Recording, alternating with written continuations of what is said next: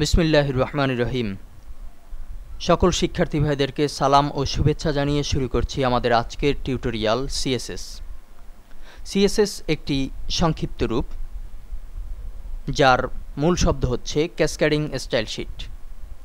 এই তিনটি শব্দের সমন্বয়েই গঠিত হয়েছে সিএসএস। তবে আমাদেরকে জানতে হবে যে সিএসএস কী।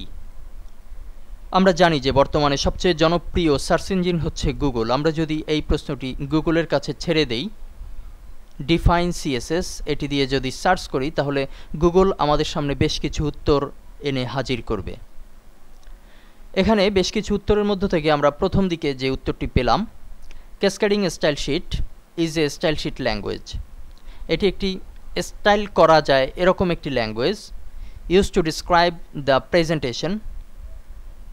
এটি প্রেজেন্টেশনের ক্ষেত্রে ব্যবহার করা হয়ে থাকে।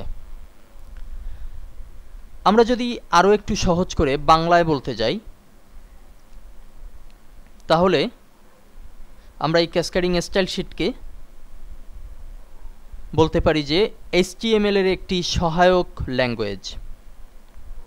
আমরা জানি যে HTML এর মাধ্যমে ওয়েবসাইট ডেভেলপ করা হয়ে থাকে, কিন্তু HTML এ আমরা যে কাজটি বারবার করব, ফরম্যাটিংয়ের কাজ, অর্থাৎ আমরা ধরুন একটি ফন্টকে বড় করব কিংবা ছোট করব, সেই কাজটি যদি আমরা 100 জায়গাতে করতে যাই, তাহলে ওই 100 জায়গাতেই আমার কোডিং পরিবর্তন করতে হবে। কিন্তু সিএসএস ব্যবহারের সবচেয়ে বড় সুবিধা হচ্ছে যে আমরা মাত্র একবার কোডিং চেঞ্জ করব এবং 100 জায়গাতেই আমরা ওই একটি কোডিংকে এমনভাবে ব্যবহার করব যাতে করে আমাদের সময় বেঁচে যাবে অনেক গুণ। বর্তমান ওয়েব ডেভেলপারদের কাছে সিএসএসের জনপ্রিয়তা অনেক বেশি। আমরা শুনেছি যে সিএসএসের মাধ্যমে টেমপ্লেট তৈরি করা যায়, যে টেমপ্লেট আবার কিনা বিভিন্ন মার্কেট প্লেসে বিক্রিও করা যায়। হ্যাঁ, এটি সত্য যে বিভিন্ন মার্কেট প্লেসে আমরা সিএসএস টেমপ্লেটকে বিক্রি করতে পারবো, বাট শুধুমাত্র সিএসএস কখনোই একটি টেমপ্লেট তৈরি করতে পারে না। এটি সবসময় HTML এর সহায়ক ভূমিকা পালন করে থাকে। আমরা এখন দেখব একটি সিএসএস টেমপ্লেট, পিঙ্কি টেমপ্লেটস নামের এই যে টেমপ্লেটটি আমরা দেখতে পাচ্ছি। এখানে আমরা দেখতে পাচ্ছি যে বিভিন্ন সুন্দর সুন্দর বাটন, লিঙ্ক, কাছে নিলে দেখা যাচ্ছে যে একটি নিচে একটি দাগ আছে, কিন্তু কাছে নিলে দাগটি চলে যাচ্ছে এরকম। এখানে বাটনে ব্যাকগ্রাউন্ড তৈরি হচ্ছে, নতুন নতুন ব্যাকগ্রাউন্ড। এখানে খুব সুন্দরভাবে লেটেস্ট নিউজ এর যে ছবিগুলো এবং লেখাগুলোর যে ব্যবধান, এই ব্যবধান কিন্তু একটি রেডিমেডভাবে উপস্থাপন করা হয়েছে, অর্থাৎ সকলের ব্যবধান কিন্তু একই ঠিক আছে।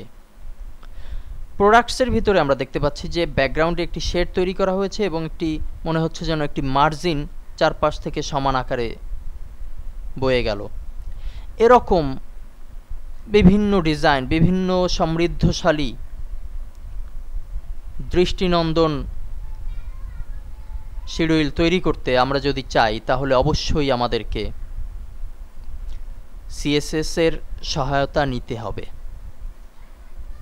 আমরা এই মুহূর্তে জানলাম যে সিএসএস কী এবং সিএসএস এর বেসিক একটি ধারণা আমরা তৈরি করতে চেষ্টা করেছি, কিন্তু পরবর্তী লেসনগুলোতে আমরা দেখব যে সিএসএস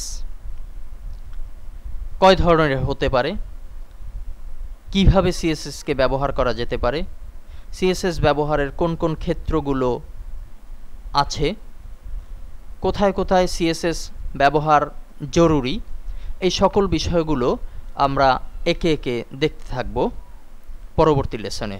ধন্যবাদ।